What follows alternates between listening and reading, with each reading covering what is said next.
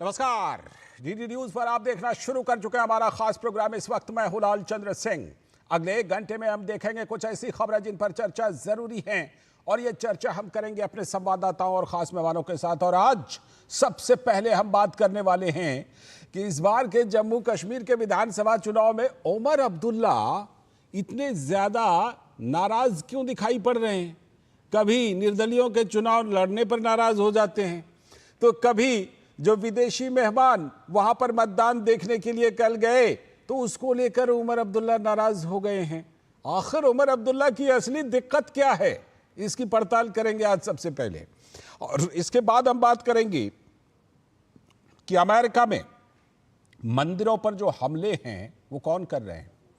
एक और मामला सामने आया है मंदिरों पर हमले का। तो आखिर हिंदू आस्था पर जो ये चोट है कर कौन रहा है। और उससे बड़ी बात कि ऐसी चोट पर अमेरिका तक से लोग बोल रहे हैं, लेकिन अपने यहां के वो लोग जो हर मुद्दे पर ज्ञान देते हैं, वो नेता, वो इकोसिस्टम, उनकी आवाज क्यों दब जाती है जब कभी बात हिंदुओं की होती है, मंदिरों की होती है। चाहे वो अमेरिका में मंदिरों पर हमला हो, चाहे बांग्लादेश में एक तरह से औरंगजेब वाला जजिया कर वसूलने की तैयारी है क्या। वहां कह रहे हैं कि दुर्गा पूजा मनाना है तो 5 लाख टका पहले दो, उसके बाद दुर्गा पूजा मना पाओगे। तो इन सब मुद्दों पर, और बांग्लादेश में हिंदुओं पर हमले कितने हुए हैं, तो मोहब्बत की दुकान में हिंदुओं के लिए, उनकी सहानुभूति के लिए कोई सामान है क्यों नहीं। इसी पर आज खास चर्चा करेंगे खास मेहमानों के साथ। और इसके बाद बात करेंगे कि आखिरकार हरियाणा में कुमारी शैलजा ने कांग्रेस के प्रचार मंच को ज्वाइन तो किया, और एक बात और हुई कि राहुल गांधी लगातार वहां पर प्रचार से दूर थे, आज प्रचार किया है वहां पर हरियाणा में। और कुमारी शैलजा भी एक मंच पर नजर आई, दूसरे मंच पर नजर नहीं आई, लेकिन एक मंच पर आई थी। तो सवाल यह है कि कुमारी शैलजा का कितना बड़ा फैक्टर होगा, और यह भी कि करीब करीब 2 हफ्ते तो निकल गए। तो अब जो कुमारी शैलजा वाले फैक्टर से अगर कांग्रेस को कोई नुकसान हुआ होगा तो अब कितनी भरपाई हो पाएगी, इसकी भी करेंगे पड़ताल, और होंगे तमाम सवाल जवाब। लेकिन सबसे पहले इस वक्त की हेडलाइंस। हिमाचल सरकार के नेम प्लेट फैसले पर कांग्रेस के अंदर ही मची खींचतान। टीएस सिंहदेव ने फैसले पर जताई आपत्ति, तो वहीं बीजेपी ने ली चुटकी। कहा भाई बहन के बीच तकरार का फैसलों पर भी दिखने लगा है असर।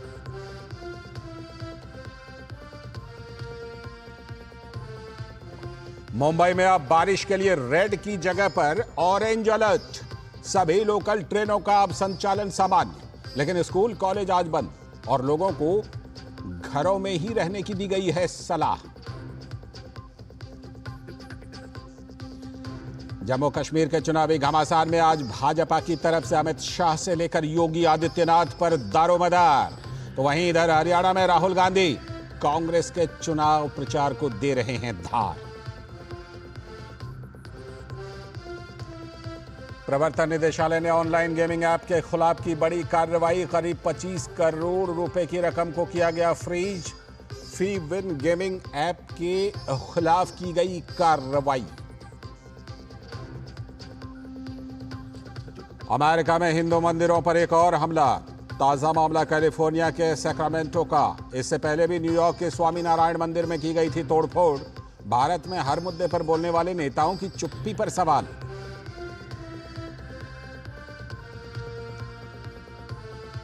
तो आखिरकार आज राहुल गांधी का हरियाणा में चुनावी कार्यक्रम। कुमारी शैलजा भी हुई शामिल। चुनाव प्रचार का काफी वक्त निकल जाने के बाद कुमारी शैलजा के अब सक्रिय होने से कांग्रेस को हुए नुकसान की हो पाएगी भरपाई। और अंतर्राष्ट्रीय जगत की बड़ी खबर, इजरायल और हिजबुल्लाह का संघर्ष तेज। तो भारत ने कहा कि लेबनान की यात्रा से बचें भारतीय। तो वहीं अमेरिका और फ्रांस समेत कई देशों ने की 21 दिनों के संघर्ष विराम की पेशकश। ये थे इस वक्त की हेडलाइंस। अब देखते हैं खबरों को विस्तार से। और जैसा कि हमने बताया था कि आज सबसे पहले बात करेंगे कि आखिर इस बार उमर अब्दुल्ला इतनी ज्यादा नाराज क्यों नजर आ रहे हैं, इतनी ज्यादा परेशानी में नजर क्यों आ रहे हैं, असली दिक्कत क्या है उमर अब्दुल्ला की। तो उसी की पड़ताल करेंगे कि जम्मू कश्मीर असेंबली इलेक्शन कई मायनों में इस बार ऐतिहासिक है। अब तक ऐतिहासिक रहा है ये चुनाव। और चुनाव में लोगों की भागीदारी और रिकॉर्ड वोटिंग ने इस चुनाव को यादगार बना दिया है। कश्मीर वादी में जमहूरियत के जश्न को देखने के लिए इस बार देश विदेश के सैकड़ों मीडिया कर्मी और विदेशी मेहमान भी पहुंचे। तो दूसरे फेज के चुनाव को खासतौर पर देखने के लिए दिल्ली से 15 देशों के डिप्लोमेट्स भी पहुंचे। तो विदेशी मेहमानों और खासकर राजदूतों के लिए जम्मू कश्मीर का ये चुनाव देखना अनोखा अनुभव था। जमहूरियत के इस जश्न से वो आह्लादित भी थे। कई ने कहा कि इस तरह के चुनाव उन्होंने पहले तो नहीं देखे थे। अमेरिका के राजनयिक ने कहा कि स्वस्थ लोकतंत्र का बेहतरीन उदाहरण जम्मू कश्मीर में दिखा। तो साउथ कोरिया के राजदूत ने कहा कि पिंक बूथ का आइडिया उन्हें बहुत पसंद आया। उन्होंने चुनाव आयोग की तारीफ की। सिर्फ महिला अधिकारी पोलिंग जिम्मेदारी संभाली हुई थी। महिला वोटर्स की तादाद उन लोगों को हैरान कर रही थी। लेकिन उमर अब्दुल्ला, उनको इन ऑब्जर्वर से बड़ी दिक्कत है। उनका मानना है कि मोदी सरकार जमहूरियत को दुनिया में जमहूरियत का प्रचार करना चाहती है। जम्मू कश्मीर में फ्री एंड फेयर इलेक्शन हुए, इसका सबूत दुनिया को दे रहे हैं। उमर अब्दुल्ला से मिलने अमेरिका के एम्बेसडर जब श्रीनगर पहुंचे थे, इससे पहले अब्दुल्ला परिवार से लंबी मीटिंग भी की थी, हालात जानने की कोशिश भी की थी। तब उमर अब्दुल्ला को कोई दिक्कत नहीं हुई।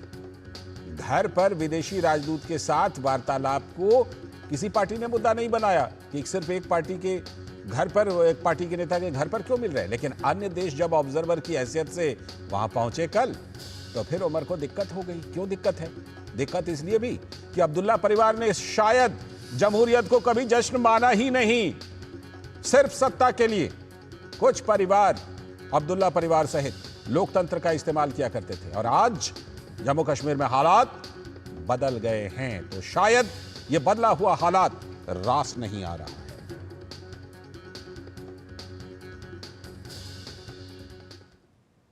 तो उमर अब्दुल्ला चाहे जितने परेशान हो, जितनी दिक्कत हो, लेकिन जैसा हमने बताया कि विदेशी राजनयिकों ने जमहूरियत के जश्न पर प्रसन्नता जाहिर की। सुनिए जरा उनकी उद्गार। It's a pleasure. It's my first time that I'm visiting Kashmir, Jammu Kashmir. So it's really a privilege to be invited by the Ministry of External Affairs to come and visit firsthand today's polling stations being open. I think it was really good, well organized, and we had a very good explanations on how things are going on. It's very beautiful. It's wonderful to be amongst the people who are actually here to cast their votes. I see the really vibrant enthusiasm, and this is really democracy working, you know. So congratulations, you know, for well-organized polling station.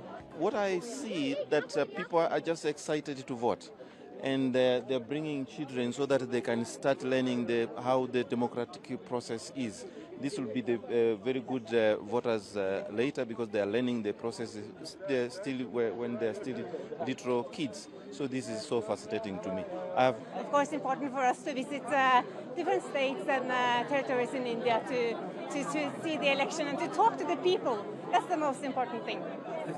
Organization is very similar to Singapore. Where you use government buildings to make it accessible for people. So we are very grateful to MEA for organizing this trip for us to come and witness the polling in progress. तो विदेशी मेहमानों के चेहरे की खुशियां आपने देख ली। अब जरा उमर अब्दुल्ला की आपत्ति को भी सुन लीजिए कि उमर को क्यों आपत्ति है। यहाँ जो फॉरेन डेलीगेशन आया है, मैंने अपनी तकरीर में भी उसके हवाले से बात की। समझ में नहीं आता उनको यहाँ बुलाने का मकसद क्या था, क्योंकि एक तरफ से गवर्नमेंट ऑफ इंडिया कहती है कि जम्मू कश्मीर का जो मामला है वो हमारा अंदरूनी मामला है, इसमें दूसरे मुल्कों को दखल नहीं देना चाहिए। अगर दूसरे मुल्कों को दखल नहीं देना चाहिए तो उनको यहाँ ला के इलेक्शन क्या दिखा रहे हो आप। लेकिन गवर्नमेंट ऑफ इंडिया ने इन लोगों को यहाँ ला के ये दिखाने की कोशिश की कि जम्मू कश्मीर में सब ठीक है। सब ठीक नहीं है। अब इंशाल्लाह 8 अक्टूबर के बाद हम ठीक करना शुरू करेंगे। तो आपने उमर अब्दुल्ला की तकलीफ भी सुन ली और विदेशी मेहमानों के चेहरे की खुशियां भी देख ली। अब इसी पर चर्चा करने के लिए हमारे साथ हमारी संवाददाता रमा त्यागी जुड़ रही है और साथ में हमारे सलाहकार संपादक विनोद मिश्र जी भी यहीं पर स्टूडियो में जुड़े हुए हैं। रमा, सबसे पहले आपके पास मैं आ रहा हूं और बताइए कि कल 15 देशों के राजदूत वहां पर गए, 15 देशों के विदेशी प्रतिनिधिमंडल वहां पर गया। उन लोगों ने तो उनकी बातें हमने सुनी और कितनी प्रसन्नता, कितनी संतोष और कितनी खुशी और कई तरह के सुखद आश्चर्य भी कई उसमें से व्यक्त कर रहे थे। कल उनका दौरा कैसा रहा, उसके बाद जरा उमर अब्दुल्ला की तकलीफ पर आएंगे कि क्या क्या तकलीफें इस बार के चुनाव में उनकी छलक रही हैं। देखिए, जो उनका दौरा रहा वो तो सुर्खियों में है कि किस तरह से उन्होंने प्रसन्नता व्यक्त की और कितने जो खुश थे वो यहाँ पर लोकतांत्रिक प्रक्रिया को देखकर, और जो अलग अलग टिप्पणी आई, जैसे लोकतंत्र की मजबूती की बात जो है अमेरिकी राजनयिक ने कही, इसके अलावा जो सिंगापुर की राजनयिक ने कहा कि यहाँ पर इलेक्शन बिल्कुल वैसे ही हो रहे हैं जैसे हमारे देश में होते हैं। किसी ने पिंक बूथ पर खुशी जाहिर की, महिलाओं की इतनी बड़ी संख्या में निकलने पर जो है बड़ा सुखद आश्चर्य जताया। तो सभी बड़े खुश थे, प्रफुल्लित थे और अलग अलग जगह पे गए थे, उन जगहों पर गए थे जहां पर मतदाता पहले निकलते नहीं थे।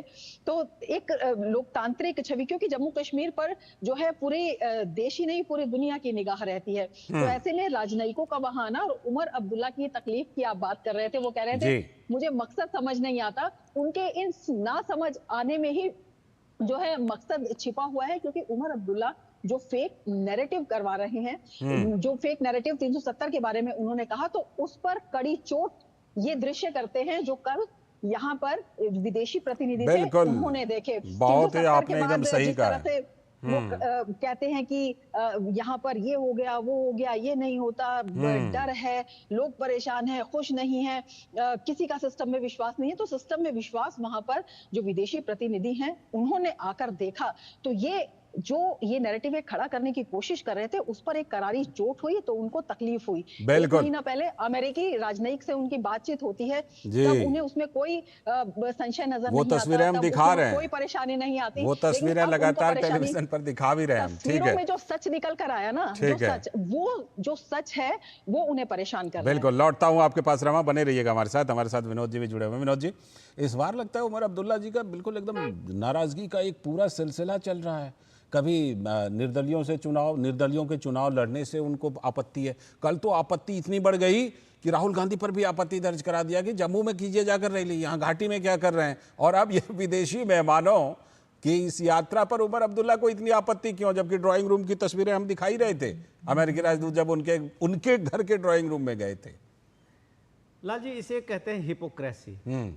ये उमर अब्दुल्ला की जो हिपोक्रेसी है, इसको आप इस तरह से देखिए कि आर्टिकल 370 हटने के बाद कम से कम 50 देश से ज़्यादा के जो फॉरेन डेलीगेट्स हैं या फॉरेन डिप्लोमेट्स हैं वो कश्मीर का दौरा कर चुके हैं जी।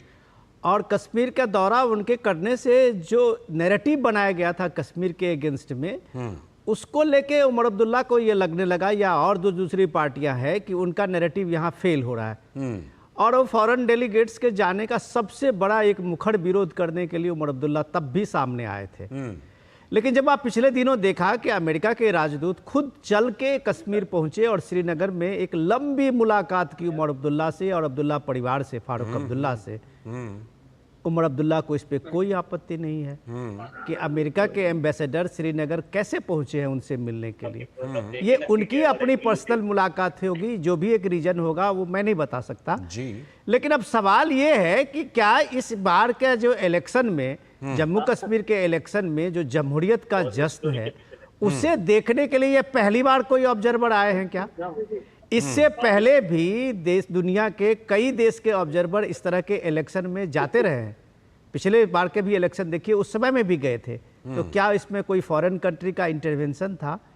ये बेबुनियाद बात करके इस बात को ये उमर अब्दुल्ला जो ये साबित करने पे तुले हुए हैं कि कल जब उनकी एक करारी हार होगी और वो 2 सीट से खड़े हुए हैं, तो वो ये बता सकते हैं कि ये बताने के लिए उनके पास होगा कि जम्मू कश्मीर में इलेक्शन फ्री एंड फेयर नहीं हुआ। बिल्कुल। तो ये जो फ्री एंड फेयर का उनको जो ये डर लग रहा है कि जब दुनिया के सारे पत्रकार वहां जमे हैं, 500 से ज्यादा वहां पत्रकार, मीडिया के आप नेशनल इंटरनेशनल देख सकते हैं, जो श्रीनगर में एक होटल नहीं मिल रहा है। तो जहां इतने मीडिया कर्मी वहां भरे पड़े हैं, इंटरनेशनल सारे मीडिया कर्मी वहां पे हैं, जर्नलिस्ट वहां बैठे हुए हैं, वहां इन लोगों के साथ जाने का, और जमहूरियत का जश्न आपने सुना अभी, जो वो साउथ कोरिया की जो राजनयिक थी, तो वो बता रही थी कि जो पिंक जो बूथ था, पोलिंग बूथ, वो उसको सरप्राइज कर रहा था जी। वो बोला इलेक्शन कमीशन को कितना साधुवाद दें इसके लिए कि एक सारे महिला उस पे जितने कर्मचारी थे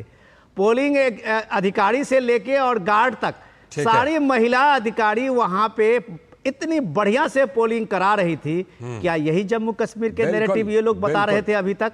जो डर है, खौफ है, तो उसने जब देखा है, जब फॉरेन डेलीगेट्स ने देखा है, फॉरेन डिप्लोमेट्स ने देखा है, तब उन्हें यकीन लगा है कि भारत की डेमोक्रेसी, जो जमहूरियत की जो बात आप कहते हैं, उसकी जड़ें कितनी गहरी है, वो कश्मीर ने दिखाया है। आपने काफी हद तक डिकोड किया कि लगता है उमर अब्दुल्ला जो आगे चलकर ये कहने वाले हैं शायद कि फ्री एंड फेयर इलेक्शन नहीं हुआ है, तो अगर उमर अब्दुल्ला एक आवाज उठाएंगे तो उधर से देश विदेश की बहुत सारी आवाजें उठेगी कि नहीं हमने तो अपनी आंखों से जाके देखा कितना फ्री एंड फेयर हुआ था। रमा, थोड़ी सी बात कर लेते हैं तीसरे दौर के प्रचार की। आज अमित शाह की वहां पर जम्मू कश्मीर में रैलियां हैं, प्रधानमंत्री भी रैली करने वाले हैं। तीसरे चरण का प्रचार किस तरह से जोरों पर? बिल्कुल, अब जो बाकी की 40 सीटें हैं उस पर पूरी ताकत लगा रखी है सबने। जो भी है, जिस तरह से आपने बताया कि केंद्रीय गृह मंत्री और बीजेपी के वरिष्ठ नेता अमित शाह की कई रैलियां जम्मू में है। यहाँ पर अगर हम घाटी की बात करते हैं तो घाटी में भी उमर अब्दुल्ला हैं, वो उरी में, और उसके साथ ही एक और जगह उन्होंने रैली की है। इसके अलावा जो स्थानीय दल है वो लगातार यहाँ पर रैली कर रहे हैं। बीजेपी की अगर हम बात करें तो यहाँ पर बीजेपी के वरिष्ठ नेता जो हैं वो गुरेज और दूर दूर के जो इलाके हैं वहाँ पर जो स्थानीय नेता हैं वहाँ पर कैंपेनिंग कर रहे हैं और जो है लोगों को बता रहे हैं कि किस तरह से वोट की चोट जो है उनका भविष्य बदल देती है। लेकिन 40 सीटों की हम बात करते हैं तो ये 40 सीटें भी काफी महत्वपूर्ण है। 50 सीटों पर हो चुका है, आधी से ज्यादा सीटों पर हो चुका है, और जिस तरह की यहाँ पर चुनावी लड़ाई है, त्रिकोणीय, बहुकोणीय, हर सीट पर बनती हुई दिखाई देती है। और जिन सीटों को बहुत आसान सीट अलग अलग दल समझ रहे थे, वहां पर अब जो है सबके माथे पर चिंता की लकीरें हैं। दावा सब ये कर रहे हैं परसेंटेज को देखकर कि नहीं, ये हमारे पक्ष में, हमारे पक्ष में। आपने देखा होगा उमर अब्दुल्ला की जो पीड़ा है वो जग जाहिर हो गई। महबूबा मुफ्ती है, महबूबा मुफ्ती ने कहा कि पीडीपी को कह रही है, पीडीपी परंपरागत पार्टी है, और पीडीपी को उन्होंने अपने एक स्टेटमेंट में कहा कि पीडीपी एक नई जमात है। अब उन्हें नई जमात कहने का जो रीजन है वो क्या हुआ? क्योंकि लोग यहाँ पर कह रहे हैं कि हम नए चेहरों को देखेंगे, हम एक नई तरह की राजनीति यहाँ पर देखना चाहते हैं। परिवारवाद को जो लोकसभा चुनाव है पहले ही मात दी जा चुकी है। यहाँ पर नेशनल कॉन्फ्रेंस जीती जरूर, लेकिन उमर अब्दुल्ला हार गए। ठीक है, श्रीनगर की सीट बचाकर बारामूला वो गए थे। इसके अलावा जो महबूबा मुफ्ती हैं, इसी डर से उन्होंने अपनी बेटी को खड़ा किया कि एक नया और युवा चेहरा जो है वहां से दिखाई दे। अब वो ये भी कह रही है कि हम किंग मेकर बनेंगे। तो कहीं ना कहीं अपनी स्थिति हर दल को यहाँ पर स्पष्ट दिखाई दे रही है, और इसीलिए सभी दलों ने पूरी ताकत यहाँ पर छोड़ दी है। ठीक है, बहुत बहुत शुक्रिया रमा जुड़ने के लिए। इस खबर पर आगे भी आपसे जानकारी लेते रहेंगे जम्मू कश्मीर के चुनावों पर। बहुत बहुत शुक्रिया फिलहाल। और विनोद जी, आप हमारे साथ बने रहिएगा, क्योंकि हम आगे आपसे खास चर्चा करने वाले हैं कि अमेरिका में मंदिरों पर हमले हो रहे हैं, बांग्लादेश में 5 लाख टका का घूस मांगा जा रहा है दुर्गा पूजा मनाने के लिए, लेकिन हर मुद्दे पर बोलने वाले नेता और इकोसिस्टम लगता है पूरी तरह से कोई मजबूत सा टेप लगाकर बैठे हुए हैं। इस पर हम लोग खास चर्चा करने वाले हैं एक छोटे से ब्रेक के बाद।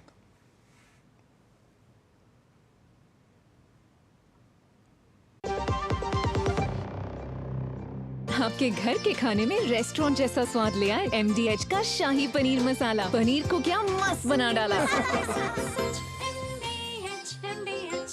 बेटियां घर की रौनक हैं, बेटियां घर संवारती हैं, बेटियां पीढ़ियां सजाती हैं, बेटियां घर की बुनियाद कहलाती हैं। बेटियों को सलाम करता है मोंगिया स्टील, स्टील का बादशाह। हाथ धोकर आते हैं। साबुन की जगह हैंड वॉश। मोहन का प्रमोशन हो गया क्या? सैवलॉन हैंड वॉश तो हमारा रोज का है। सिर्फ 10 रुपए में 200 ml हैंड वॉश बनाओ। Savlon powder to gel hand wash, germ से बचाए, शान बढ़ाए। बात जब पीढ़ियों के लिए बनने वाले घर की हो तो जिम्मेदारी बड़ी हो जाती है। गैलेंट समझता है ये जिम्मेदारी। अब डबल M रिब्स के साथ गैलेंट एडवांस TMT रीबार, निर्माण का रियल हीरो। दादी के हाथों का जादू और खुशबू से महकता घर। MDH गरम मसाला, असली मसालों से भरा हूँ मैं, क्योंकि हर रिश्ता है स्वाद से जुड़ा।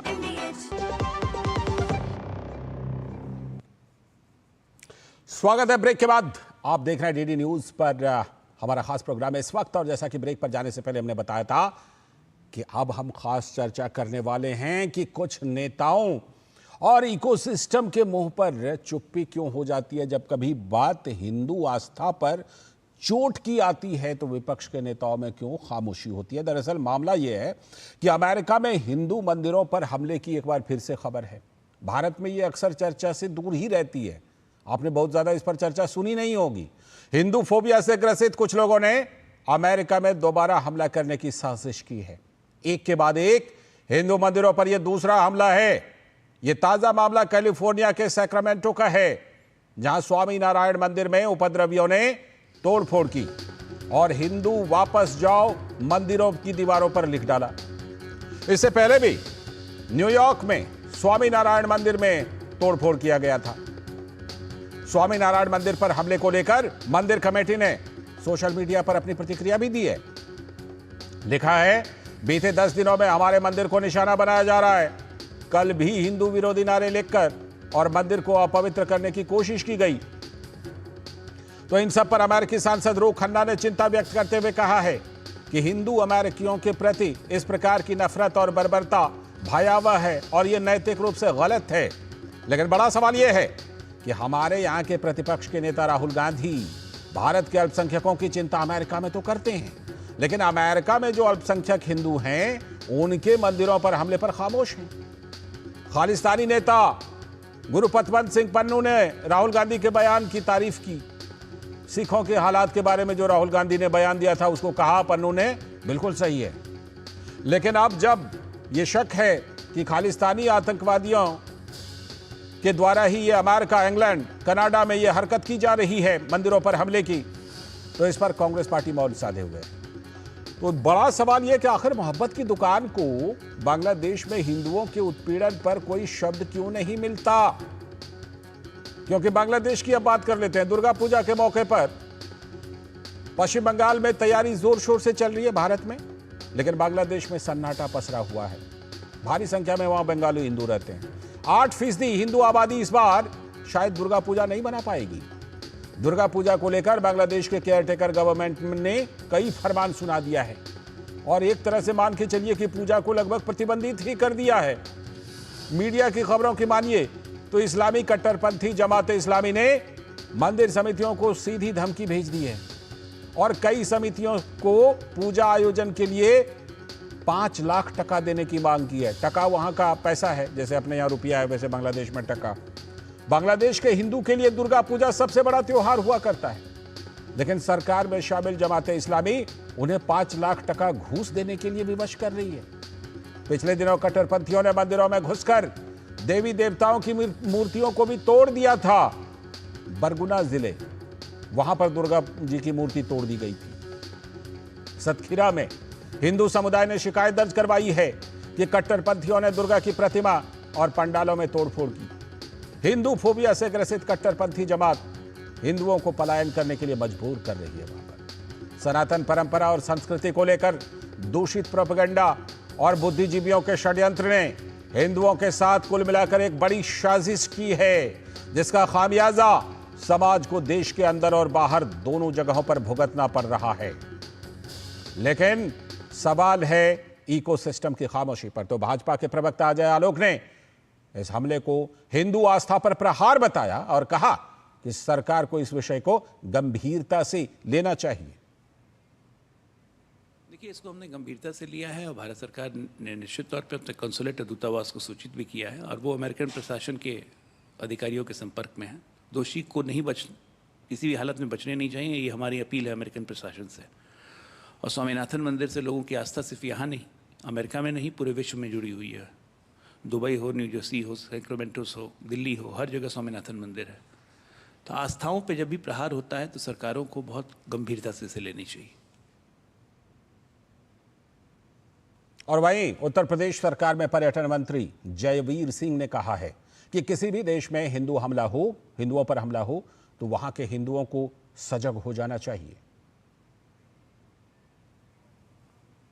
ताकतें निश्चित रूप से कहीं ना कहीं सिर उठाती रहती हैं, कभी कनाडा में, कभी अमेरिका में, विभिन्न देशों में। लेकिन इसके लिए हमारी सरकार सजग है। उन संबंधित देशों की सरकारों से सतत रूप से संपर्क किया जाता है और वहाँ हिंदू की भावनाओं को ठेस न पहुंचे या किसी भी उस देश में रहने वाले हमारे भारतवासियों की भावनाओं के हित सुरक्षित रहें, संरक्षित रहें, उनकी भावना आहत न हो, इसके लिए संबंधित देश की सरकारों से सतत रूप से भारत की सरकार संपर्क में रहती है। वहीं कांग्रेस के नेता प्रमोद तिवारी का कहना है कि मोदी सरकार की विदेश नीति भटकाव की नीति है, अब इनका कोई दोस्त नहीं बचा है।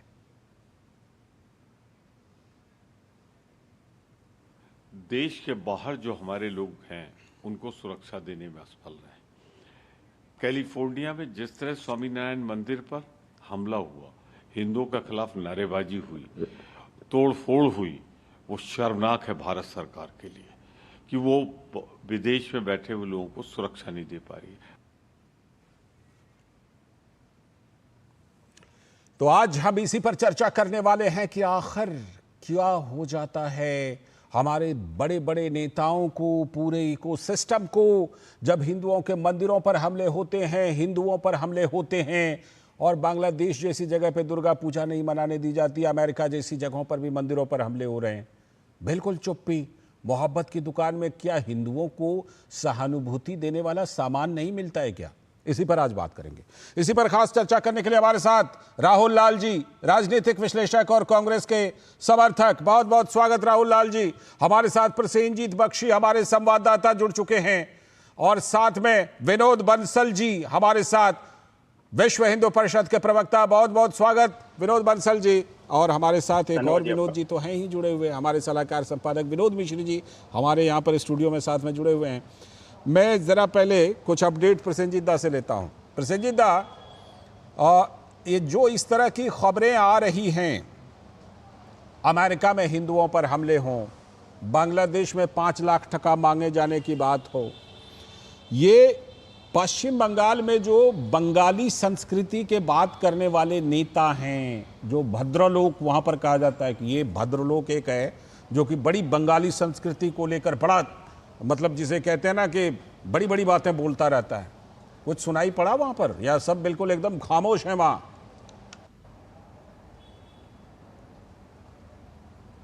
नहीं लालचाँद, देखिए अभी ये समझना पड़ेगा ना कि अगर इसके बारे में बात करें तो जो सेक्युलरिज्म है वो सेक्युलरिज्म की कहाँ पे चोट लगेगा इसके बारे में समझना चाहिए पहले और उसके बाद बोलना चाहिए। तो ये यहाँ की भद्रलोक जो है, जो सेक्युलर है, इनका सोच ऐसा ही है। और मैं बता रहा हूँ कि जिम्मेदारी के साथ बता रहा हूँ लालचाँद, आप जानते हैं कि हम लोग जिम्मेदारी के साथ ही बताते हैं कि बांग्लादेश में पिछले 2 महीनों से जो चल रहा है और आने वाले 10-12 दिन में जो दुर्गा पूजा है और जो उसके पहले का स्थिति है, इसके बारे में बंगाल में किसी का कोई चिंता नहीं है। यहाँ पे हिल्सा मछली पहुंचा है कि नहीं, इसके बारे में एक फेक नैरेटिव बनाया जा रहा है कि बंगाली को पूजा में हिल्सा के बिना कुछ पूजा होता ही नहीं है। ये फेक नैरेटिव यहाँ की जो सेक्युलर है उनकी तरफ से बनाया जा रहा है, जबकि कोई मतलब ही नहीं है। ये एक ऐसी स्थिति बनाया जा रहा है कि देखो बांग्लादेश हमें हिल्सा मछली भेजकर कैसे एहसान कर रहा है और वहां पे हम कैसे हिंदुओं को वहां पे मारा जा रहा है, काटा जा रहा है या उनका घर जलाया जा रहा है, इसके बारे में हम कैसे बात करें? हम तो सेक्युलर है, हम तो हिल्सा खाने वाला, पूजा देने वाला इस तरह की हिंदू है।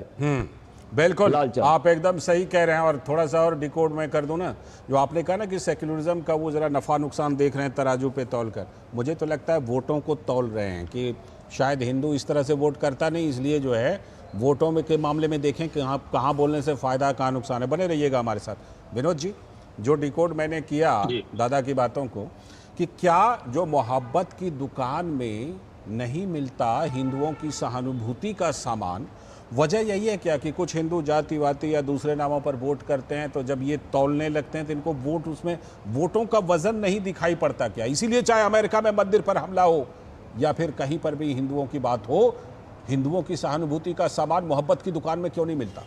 ना जी, ये बहुत सीरियस विषय है। सीरियस मैं इसलिए कह रहा हूँ कि अभी मैंने सुना आम आदमी पार्टी के नेता संजय सिंह कह रहे थे, तो संजय सिंह कह रहे थे ये वक्फ बोर्ड, ये वक्फ बिल जो है उसको हम किसी भी हाल में इसको पास नहीं होने देंगे। ये हम कानून नहीं बनने देंगे। अगर इस बार धोखे से भी ये अगर बिल पास हो गया वक्फ के बिल का, तो इसके बाद अगला नंबर फिर सिखों का आएगा, उसके बाद क्रिश्चियन का आएगा, उसके बाद हिंदू का आएगा। वो इस तरह से बता रहे थे कि शायद इस देश में कोई भूचाल सा आने वाला है कि वक्फ कानून पे एक संशोधन की बात हो रही है। लेकिन उस आम आदमी पार्टी के नेता और किसी को शायद इसकी चिंता नहीं है कि स्वामीनारायण के मंदिर पे हमले क्यों हो रहे हैं। इसकी चिंता नहीं है कि 23% की आबादी वाले बांग्लादेश में कैसे 8% हिंदू हुए। आज बांग्लादेश में दुर्गा पूजा की इजाज़त नहीं है। वहाँ सरकार के तरफ से फरमान है कि अजान के समय में किसी भी मंदिर से पूजा पाठ जो भी होगा, मंत्र, ये सब नहीं होगा। और आगे तो आप अपनी रिपोर्ट में बताए ही हैं कि जमात इस्लामी 5 लाख रुपया हर पूजा कमेटी से मांग रही है खुलेआम कि ये आप 5 लाख टका पहले दो, इसके बाद आप पूजा का कुछ कर सकें जी। तो एक पड़ोसी स्टेट में, कंट्री में आपके यहाँ हिंदुओं के खिलाफ में इस तरह का जनमानस भी यहाँ बनाया जा रहा है, उसके बारे में इनके मुंह सिल जाते हैं। बिल्कुल। और ये वक्फ पे इसलिए कह रहे हैं कि जबकि इसमें यहाँ के मुसलमानों का वक्फ से कोई लेना देना नहीं है। सिर्फ कुछ मुस्लिम ठेकेदारों का ये वक्फ बोर्ड बना है। उनको लगता है कि ये पूरे के वोट बैंक की परिस्थिति इन्हीं के हाथों में है जी। तो राहुल गांधी अभी अभी अमेरिका यात्रा से लौटे हैं जी। ये बहुत दुखद पहलू है कि जिस समय में राहुल गांधी अमेरिका में थे, उसी से कुछ दिन पहले वहां न्यूयॉर्क में हमला हुआ था। पहला हमला जो हुआ था। क्या राहुल गांधी जो माइनॉरिटी के लिए भारत में एक खतरा देखते हैं, वहाँ सिखों के बारे में बताते हैं कि यहाँ कड़ी पगड़ी और ये गुरुद्वारा जाने की इजाज़त नहीं होगी किसी दिन के बाद, तो क्या वो वहाँ नहीं कह सकते थे लोगों के ये अफसोसनाक है। ठीक है। तो सवाल ये है कि ये हिंदू फोबिया से जो ग्रसित लोग हैं, इस देश के सो कॉल्ड इंटेलेक्चुअल के साथ साथ एक पूरा वामपंथी लॉबी जो इस बात को बनाता है कि दुनिया में कहीं भी कुछ हो रहा हो, ये मामूली घटना है, चाहे वो कनाडा में हो रहा हो, इंग्लैंड में हो रहा हो या कहीं। बहुत सारे चीजों के जवाब देने हैं, बहुत सारे चीजों के जवाब देने आपके पास ही आऊंगा, लेकिन उससे पहले आपके पास और विनोद जी के पास, विनोद बंसल जी के पास आने से पहले मैं ज़रा बांग्लादेश में जो हिंदू स्कूली छात्रा हैं उन्होंने क्या कुछ कहा है। उनका कहना है कि उन पर स्कूली शिक्षकों द्वारा हिजाब पहनने के लिए दबाव बनाया जाता है। पहले सुन लीजिए, फिर राहुल लाल जी के पास और विनोद बंसल जी के पास चलेंगे।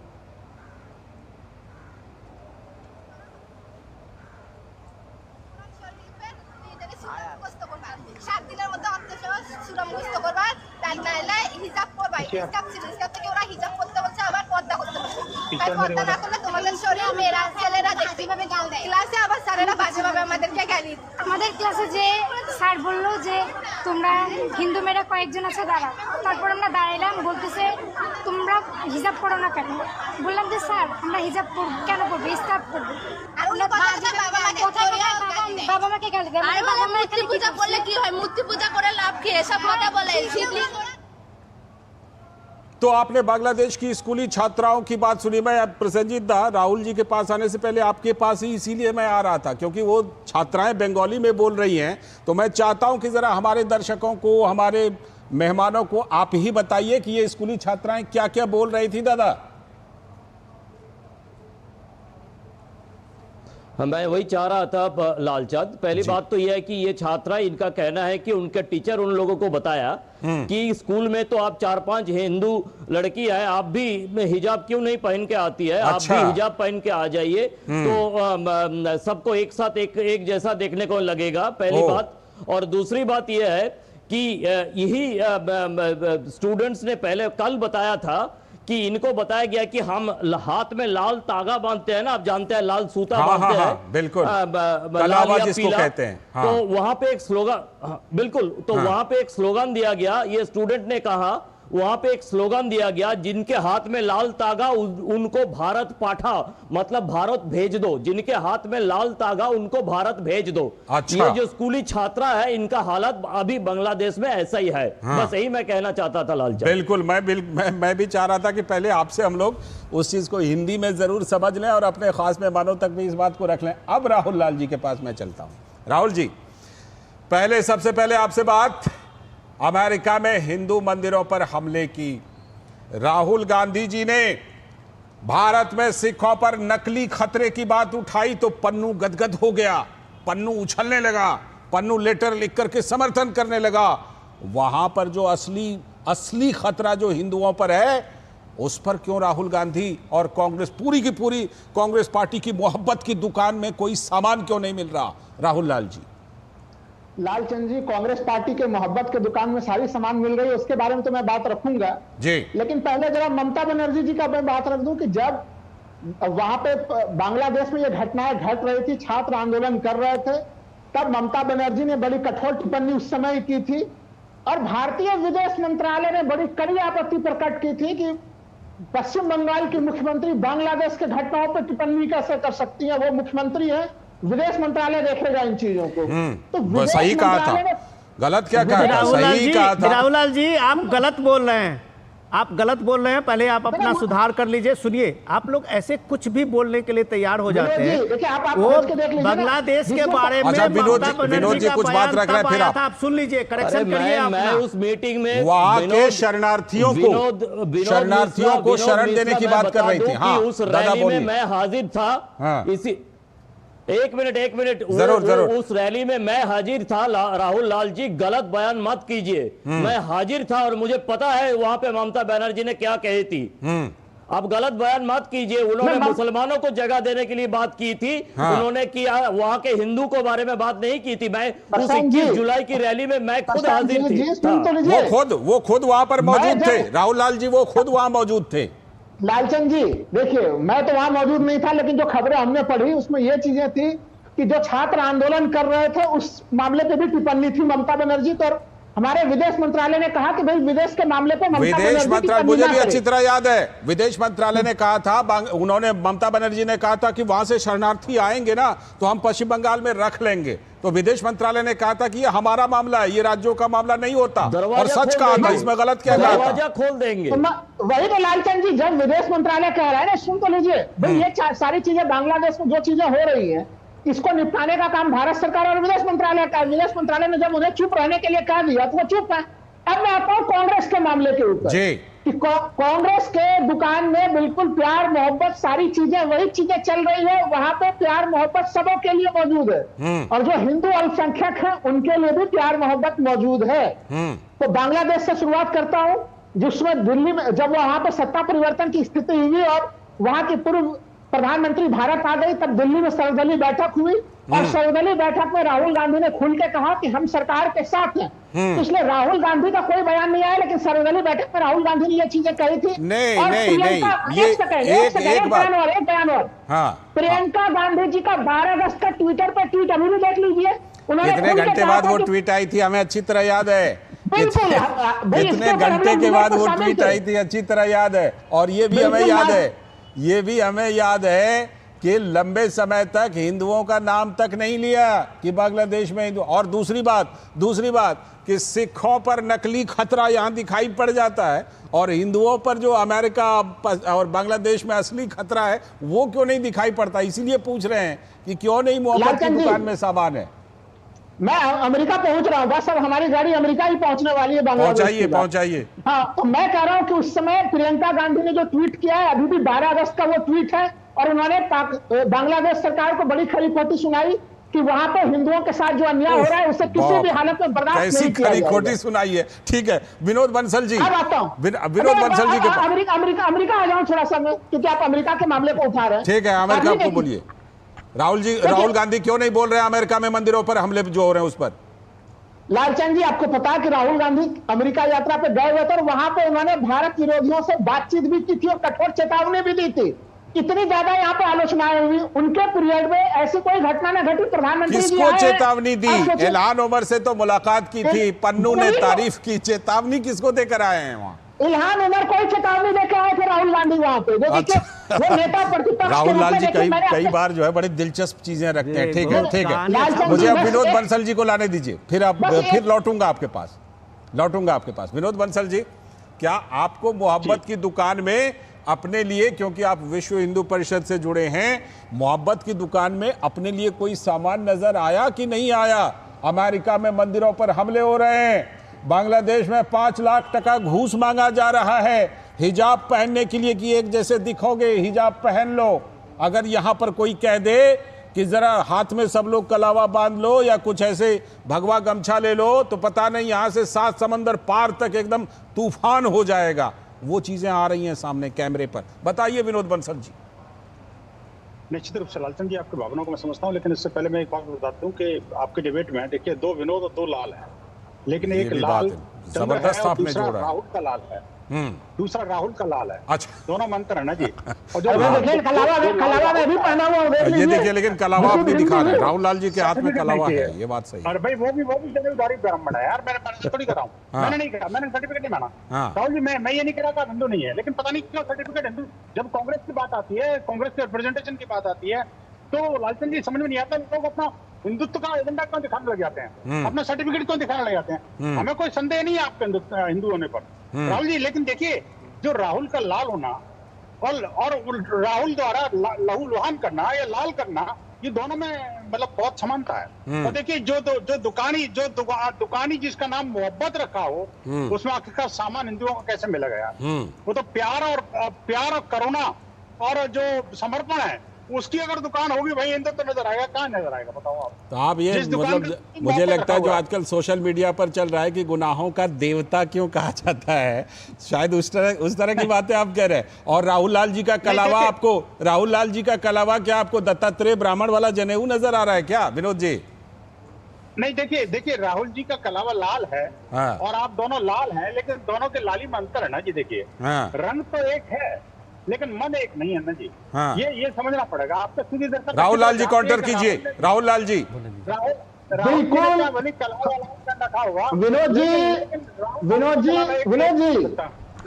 विनोद जी देखिए, हिंदुओं को लेकर जो भावना आपके मन में, वही भावनाएं मेरे मन में भी है और वही भावनाएं राहुल गांधी के मन में भी है। यही चीज मैं कहना चाह रहा हूँ कि यहाँ पर कोई भेदभाव की स्थिति नहीं है। अब आप सोच के देखिए, प्रधानमंत्री, एक सेकंड विनोद जी, प्रधानमंत्री अभी अमेरिका से आए हैं। अब आप सोच के देखिए कि भाई अमेरिका में इस मामले को गंभीरता के साथ उन्हें उठाना चाहिए था। अमेरिका में किसी कोर्ट की हिम्मत कैसे हो गई कि हमारे एनएसए के विरुद्ध गिरफ्तारी का वारंट जारी कर दे। ये गंभीर मामले थे। मुझे उम्मीद थी कि प्रधानमंत्री अमेरिका में गंभीर मामले। बोलिए विनोद बंसल जी, जवाब दीजिए। देखिए राहुल जी, बड़ी गंभीर डिबेट चल रही है और बड़े गंभीर मसले पर। निश्चित रूप से हम अमेरिका की बात कर रहे हैं और इसको घुमा करके जलेबी बना करके हम पूरा बांग्लादेश इधर उधर घुमा लाएं, उससे फायदा नहीं होगा। हमें पिन पॉइंटेड रहना पड़ेगा। देखिए विदेशों में हिंदुओं के साथ जो हो रहा है बेहद दुर्भाग्यपूर्ण है, निंदनीय है और वास्तव में सरकारों का कर्तव्य भी है। मैं ये नहीं कह सकता कि केंद्र सरकार इसके लिए जिम्मेदार नहीं है, निस्संदेह जिम्मेदार है। और केंद्र सरकार न सिर्फ जिम्मेदार है बल्कि कार्रवाई करने के लिए तत्पर भी है, कर भी रही है, ये दिख भी रहा है। लेकिन साथ ही साथ ये देखिए एक पर्सपेक्टिव दुनिया के मन में बन रहा है कि क्या भारत के विपक्ष को क्या विरोध करने की राजनीति के लिए ही विरोध खड़ा किया गया है? क्या वो भारत का कल पक्ष नहीं रख सकते? क्या भारत के लोगों की मान्यताओं के लिए, उनके आस्था की सम्मान के लिए क्या 2 शब्द भी नहीं बोल सकते? क्या मैं मानता हूं काम करना सरकार का काम, बोला जा रहा है, बिल्कुल बोला जा रहा है। कैसे नहीं बोला जा रहा है विनोद जी, बताइए आप। हिंदुओं के लिए नहीं बोला। जहाँ हिंदू अल्पसंख्यक है वहाँ विपक्ष मान हो जाता है। बिल्कुल, मैंने इसमें तो बोला कि प्रियंका गांधी के टीम का मैंने मामला भी रखा। अब ये बताइए बांग्लादेश में, अरे भाई मैं तो कह रहा हूँ कि बांग्लादेश में हिंदुओं के साथ जबरदस्त अन्याय हो रहा है। विनोद मिश्र जी कुछ कहना चाह रहे हैं। विनोद मिश्र जी 1971 की स्थिति ठीक है, ठीक है विनोद मिश्र जी, राहुल लाल जी आप सुन लीजिए। आपको बताऊं तो हम एक टाइम लाइन आपको दे सकते हैं। आपने अभी प्रमोद तिवारी का सुन लिया था स्टेटमेंट और उसके बाद आप वो लेके चल पड़े हैं कि विदेश विभाग की जिम्मेदारी है। सब कुछ भारत सरकार की ही जिम्मेदारी है। और आप जो देख रहे हैं, फिर से खोपर बयान देने की जिम्मेदारी किनकी थे, तो आप ये देख रहे हैं कि ये पीएम मोदी के उस न्यूयॉर्क में ही जो वहाँ सम्मेलन था, 10,000 से ज़्यादा लोग वहाँ पे पहुँचे थे, दूर दराज के, लोकल लोगों की छोड़ दीजिए, पूरा स्टेडियम खचाखच भरा था। तो यहाँ के विदेश में रहने वाले हर लोगों को अपने भारत और भारत के प्रधानमंत्री पे गर्व है। और रही बात जो आप लोग इस बात को जो फेंक रहे हैं उसको इस तरह से समझिए। विनोद बंसल जी कह रहे थे कि क्या हिंदू पे हिंदू फोबिया से ग्रसित जो हमारे पॉलिटिकल सिस्टम है, क्या उसको बांग्लादेश में वहाँ पे जो हिंदुओं के बारे में जब वहाँ पे इस तरह से कूप हुआ और उसके बाद शेख हसीना को भगाया गया, लगातार हमले होते रहे। हो ही रहे अभी भी। तक हम लोगों ने इस बात के लिए खबर की और जब हम लोग रिपोर्ट कर रहे थे तो हम लोग इस बात को पूछ रहे थे कि राहुल गांधी के काम मोहब्बत की दुकान में क्यों नहीं आवाज आ रही है, कहां प्रियंका गांधी की आवाज आ रही है जो फिलिस्तीन और इजराइल के लिए जो ह्यूमैनिटी की बात कर रहे हैं और भारत सरकार को कह रहे हैं कि इजराइल से आप राजनयिक संबंध खत्म कर लो। और मीडिया ने जब ये दबाव बनाना शुरू किया और बताना शुरू किया तब आपके प्रियंका गांधी की ट्वीट आया था और जिसकी बात आप करते। एक मिनट में कंप्लीट करने दीजिए। आप लोग फर्जी एक टाइमलाइन चलाते हुए 10 अगस्त 9 अगस्त कर रहे हैं, उसके पिछले का देखिए कि उस समय में सारे मीडिया के बात आ रही थी कि फिलिस्तीन के लिए, इजराइल के लिए, जिसका ना भारत से कोई लेना ना देना, उसके लिए प्रियंका गांधी के दर्जनों ट्वीट आ रहे हैं। क्या एक भी ट्वीट आप देख सकते हैं कि भारत में बिल्कुल ये सवाल ये हिंदू के मंदिरों पे जो हमले हो रहे हैं उसके कोई ट्वीट है? क्या एक भी ट्वीट है कि बांग्लादेश की जो लड़कियां कह रही है कि उसके ह्यूमन राइट्स का वायलेशन हो रहा है, क्या एक भी ट्वीट है? क्या शर्म की बात करते हैं आप लोग? टाइमलाइन निकाल के आते हैं प्रियंका गांधी का ट्वीट, प्रियंका गांधी का ट्वीट। प्रसेनजीत के पास, उसके बाद राहुल जी। प्रसेनजीत जल्दी से बताइएगा, औरंगजेब के जमाने में जजिया टैक्स वसूला जाता था, ये 5 लाख टका मांगकर, प्रसेनजीत दा ये 5 लाख टका मांगकर क्या एक तरह का जजिया वहां पर बांग्लादेश में ले रहे हैं क्या जमाते इस्लामी? देखिए जब धर्मांतरण होता है तो ऐसे राष्ट्रांतरण होता है। देखिए स्थिति ऐसा बन गया है लालचंद कि आने वाले 8 तारीख 9 तारीख से दुर्गा पूजा किस तरह से बांग्लादेश में कराया जाएगा, ये एक बड़ी बात है। दूसरी बात है जो विनोद मिश्रा जी ने टाइमलाइन की बात कह रहे थे, तो उन्होंने जब प्रियंका वड्रा की 12 अगस्त की बात कह रहे थे तो मैंने 21 जुलाई ममता बनर्जी की बात कह रहा है और विनोद मिश्रा, लालचंद और प्रसेनजीत बख्शी 15 जुलाई से बार बार इस हिंदुओं के ऊपर अत्याचार की बात, जिसके 1 महीना बाद अगर कोई ट्वीट आई तो प्रियंका वड्रा की ट्वीट आई। इसीलिए इस तरह की बातें का कोई मतलब नहीं है। पहली बात, मुझे एक लाइन का कमेंट राहुल जी और विनोद बंसल जी। पहले राहुल जी, ठीक है, समय की क्योंकि कमी, समय की कमी है। राहुल जी एक लाइन का काउंटर आप और विनोद बंसल जी एक लाइन में यही कहूंगा कि भारत सरकार अपने विदेश नीति की विफलता को गलत ढंग से राहुल गांधी के ऊपर डालने जब सिखों पर बयान देना होगा तब भारत सरकार नहीं, तब हम खुद बयान देंगे 7 समंदर पार जाके। ठीक है, विनोद बंसल जी। लालचंद जी, ये जो घटनाएं घट रही हैं, चाहे बांग्लादेश की बात हो या अफगानिस्तान की बात हो, पाकिस्तान की बात हो या अमेरिका की बात हो, कुल मिला के जहां जब हिंदू घटा वहां देश बटा और वहां हिंदुओं को मरना पड़ा, पिटना पड़ा। आपकी भूमिका बड़ी हो जाती है ऐसे में विनोद बंसल जी, देश से लेकर विदेश तक आपकी भूमिका भविष्य में बड़ी हो जाती है, उस भूमिका की तैयारी कीजिए। बहुत बहुत शुक्रिया फिलहाल विनोद बंसल जी, बहुत बहुत शुक्रिया राहुल लाल जी, बहुत बहुत शुक्रिया विनोद मिश्र सर, आपका भी बहुत बहुत शुक्रिया, और साथ में प्रसेनजीत दा बहुत बहुत शुक्रिया जुड़ने के लिए इस चर्चा में। अभी वक्त है एक ब्रेक का, और ब्रेक के बाद जब लौटेंगे तब बात करेंगे कि हरियाणा में शैलजा फैक्टर जो है वो आखिरकार अब आगे क्या रंग दिखाने वाला है। बने रहिए डीडी न्यूज के साथ।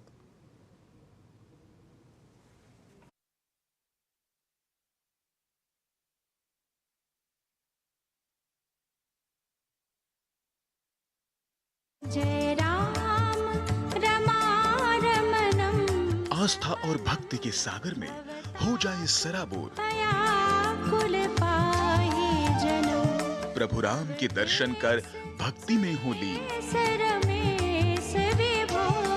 देखिए अयोध्या में श्री राम जन्मभूमि से रामलला की भव्य और दिव्य आरती का नित्य सजीव प्रसारण हर दिन सुबह 6 बजे डीडी न्यूज पर।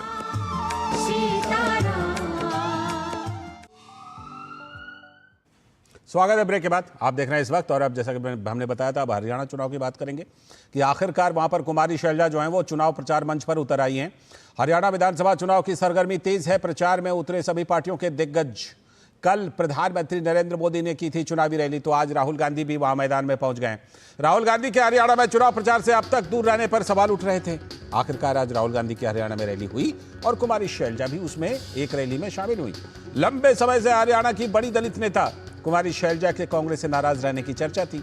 ऐसे में चुनाव प्रचार का काफी वक्त निकल जाने के बाद कुमारी शैलजा अब जाकर सक्रिय हुई हैं। तो फिर कुमारी शैलजा की वजह से कांग्रेस को कितना नुकसान हो चुका है, ये एक बड़ा सवाल है। और एक और सवाल कि क्या अब कुमारी शैलजा के सक्रिय होने से कांग्रेस को हुए नुकसान की कोई भरपाई हो पाएगी क्या?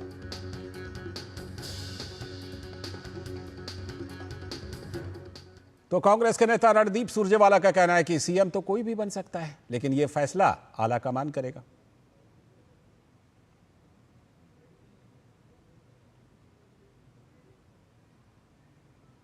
कौन मुख्यमंत्री बनेगा, हर आदमी की आकांक्षा है। शैलजा जी भी बनना चाहेंगे, क्यों नहीं, मेरी बड़ी बहन है। चौधरी भूपेंद्र सिंह हुड्डा जी भी बनना चाहेंगे। हम तीनों के अलावा कोई और साथी का भी राइट हो सकता है, और आप प्रजातंत्र है ना।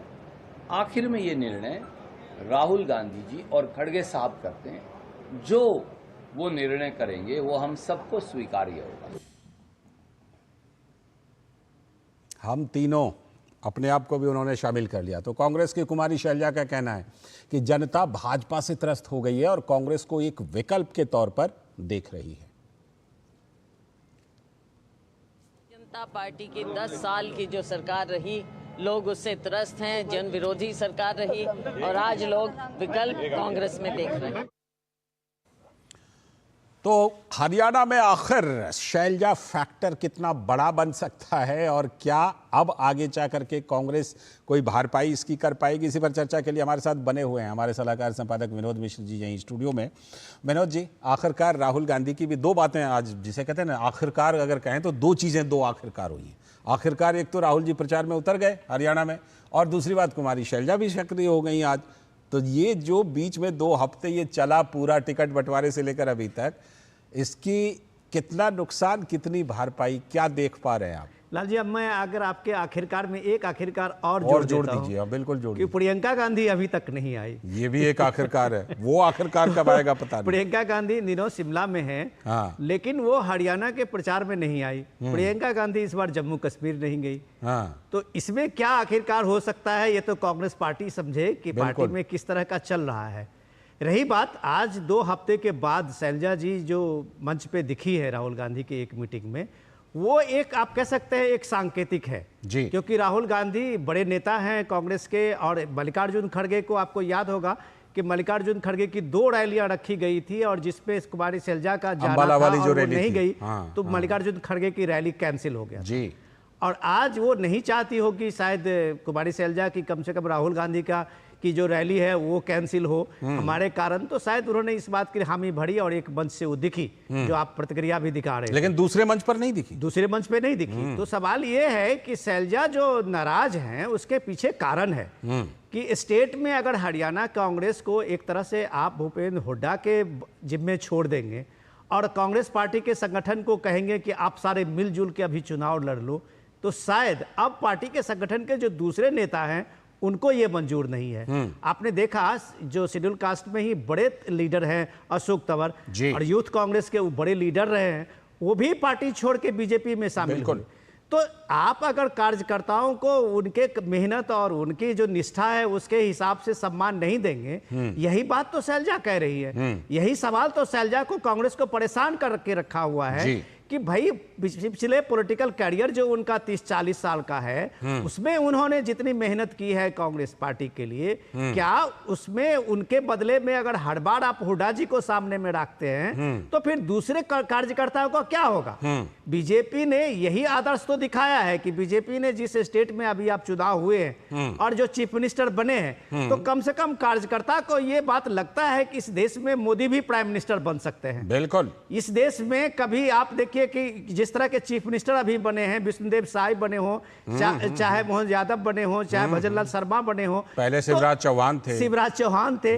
तो यहाँ कार्यकर्ताओं में इस बात का एक जो कॉन्फिडेंस रहता है कि आपका डेडिकेशन, आपकी मेहनत, आपकी पार्टी की इंटीग्रिटी आपको कभी ना कभी एक शीर्ष पे पहुंचा सकते हैं। तो ये चीजें कांग्रेस में, ये बात आप देखिए कई मध्य प्रदेश में जो घटना हुई थी कमलनाथ और ये ज्योतिराज सिंधिया के साथ में और पार्टी के लीडरों के साथ में, वही चीज आपको हरियाणा में दिख रहा है। खामियाजा इसका क्या होगा ये आने वाला वक्त बताएगा, क्योंकि ये बात तो मानना पड़ेगा कि कुमारी शैलजा वहां दलित समुदाय के एक बड़े लीडर हैं और बड़ा चेहरा है हरियाणा पंजाब के इलाकों में। उसका क्या इंपैक्ट पड़ेगा ये अभी बताना मुश्किल है। बिल्कुल अभी बताना मुश्किल है, लेकिन आपने जो एक और आखिरकार जोड़ा ना कि क्या प्रियंका गांधी प्रचार करेंगी तो हम लोग ज़रूर चर्चा करेंगे। फिलहाल आपका बहुत बहुत शुक्रिया इस चर्चा में शामिल होने के लिए।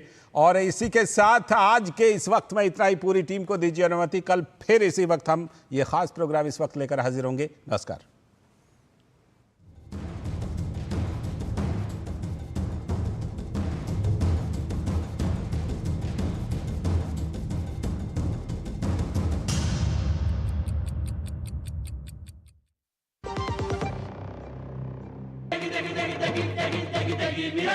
MDH की देगी मिर्च, देगी मिर्च का तड़का, अंग अंग फड़का। MDH की देगी मिर्च। बेटियां घर की रौनक हैं, बेटियां घर संवारती हैं, बेटियां पीढ़ियां सजाती हैं, बेटियां घर की